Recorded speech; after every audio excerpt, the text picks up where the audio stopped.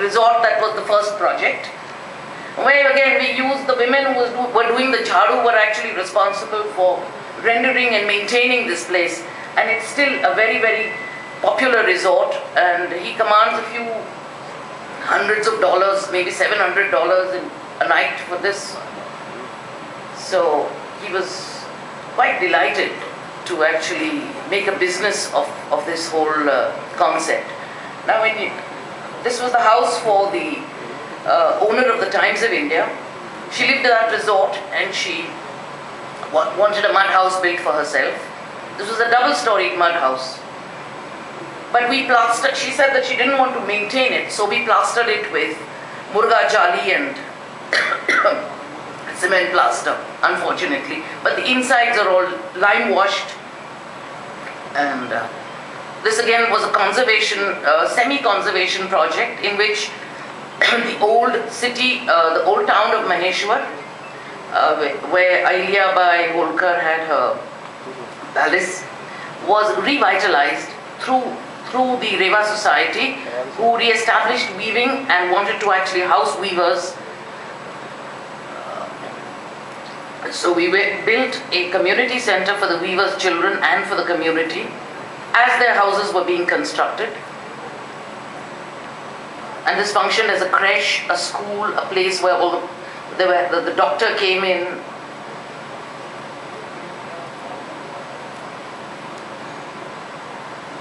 And then there's weavers' housing, which was incremental. We trained all the masons in Delhi, and then we went ahead. Yes. Thank you.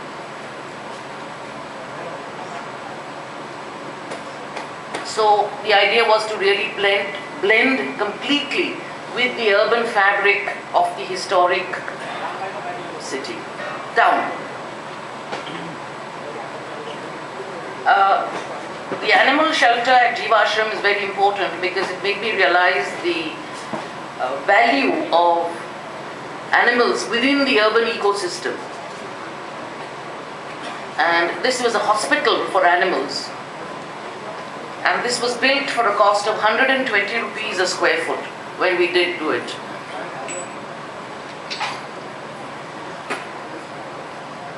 The animals are quite, even the dogs, I mean, when you go into that space, you know, the dogs receive you, and it's incredible to see how dignified they are when they are given space. And then, of course, I did about 20 projects in this horse cars village, the very fashionable quarter of Delhi. And here there was again reuse of old buildings, making of restaurants, the using of traditional paintings to tell the story of the village. And then there was a whole lot of furniture I evolved at that period for these restaurants and boutiques, which again used recycled steel and used a lot of cane so that the craftsperson could be kept alive and going. And so that every object that is there in our space can actually sustain human wisdom and human skill. Next. Now this was a house that was made on a piece of land in Horsecars village, about measuring about 40 square yards, and it's a 3-bedroom house. The frontage is 6 feet, and the back was about 8 feet.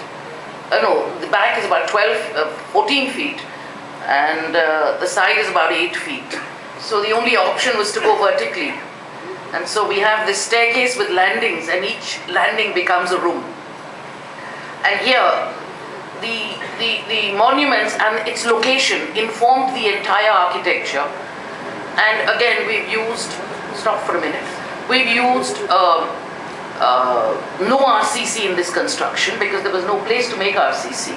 So we have brick walls, stone slabs, true arches, and corbels, and sandstone. And next,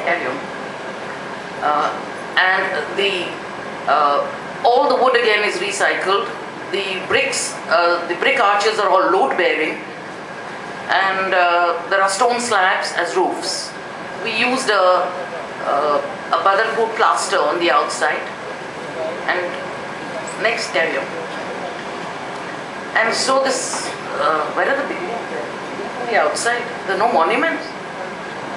No? Anyway, it doesn't matter. Okay, next, this is the school at Vasant Kunj, which was made for physically challenged children. It was made in mud, and it had we made it in 3 months as the kids moved from tented accommodation into and were waiting for their large school building, a big grey box, and so this was the transition between the two. Next. Yeah, so carry on with the next one. Yeah, before you do that, I'll read this. So now let me, we could come to the next phase, which is the ecologically molded architecture. Yes. Now this is about the house that I live in. And, don't start it. Now let me read out the manifesto where I was. The architectural construct in my universe is the expression of an event in an ecological continuum. Human patterns and forms in space can be characterized as harmonious, destructive, colonizing, or evolutionary in the context of nature and its dynamic repose as it continuously seeks equilibrium and sustains life purposefully. As we witness the evolution of human culture and civilization through time, we can trace a movement towards equity and natural justice in human culture and civilization, continuously surfacing and expressing itself in human consciousness.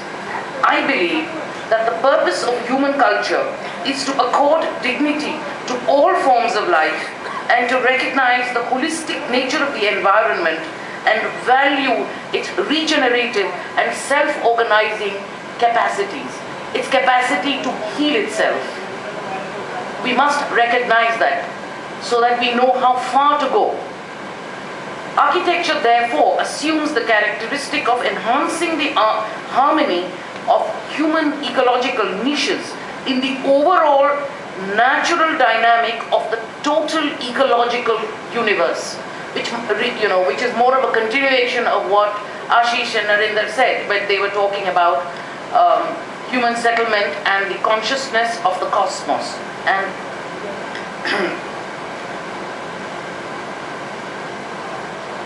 the equilibrium of resource base and resource consumption in human history from the times of a hunter-gatherer, shifting cultivator, nomadic pastoral, and even the settled cultivator has by and large, it has sustained itself, it has been within its self-healing capacity. However, even, despite times or phases of excessive destruction of habitat, the fluctuations have been within the self-healing capacities of the natural resource base.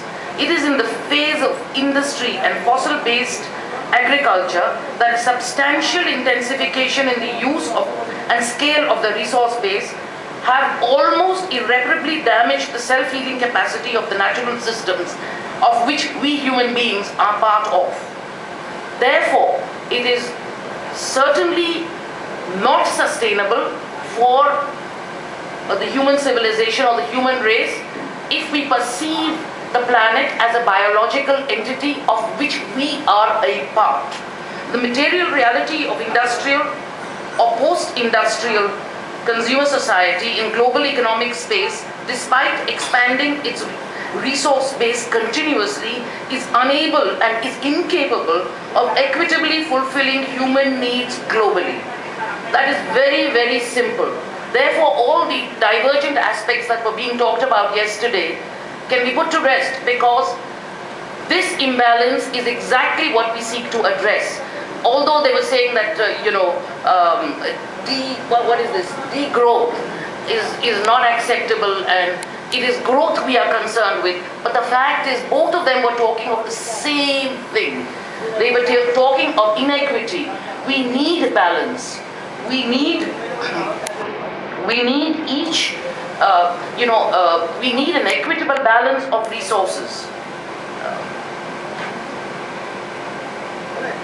And they can be the rich in America. We can look at it in terms of the division of countries.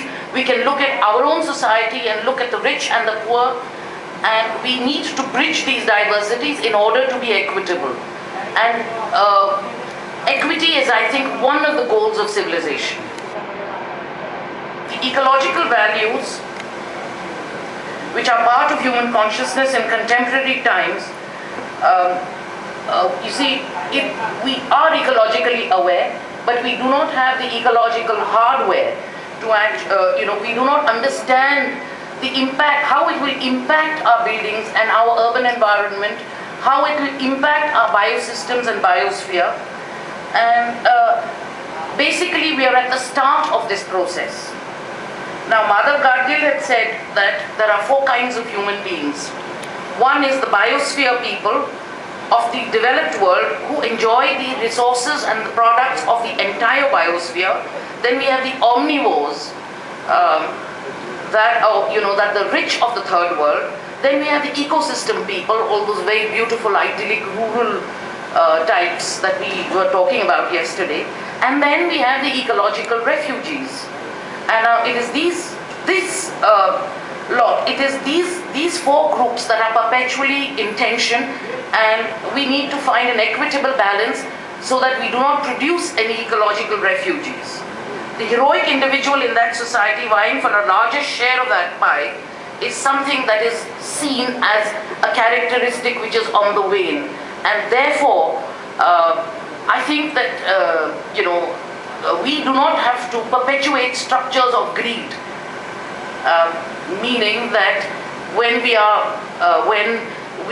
asked as architects to design buildings like malls and other structures that promote the accumulation of an individual's wealth, we should think twice about this kind of structure. Next, now just carry on. Can we show the rest of the slides now? The human civilization is now re-establishing its links with natural system. So I don't see that we have to struggle towards it. We are in that process already.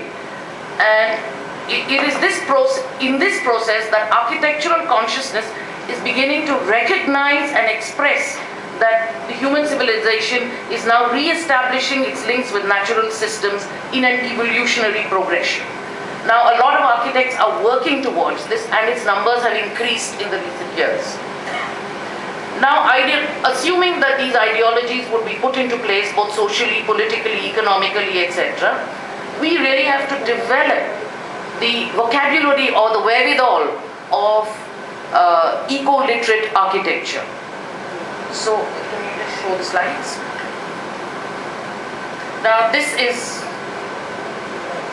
where my house is. You can't tell. It was degraded. Next. Next. Yeah, this is degraded and colonized habitat. This is what it looks like. Next. This is colonized habitat. The patterns that developers make on land. Next. This is the ecological habitat. That is where I live. That is the roof of my house. So over the 16 years, the walls are built with mud, the roof has green. Next.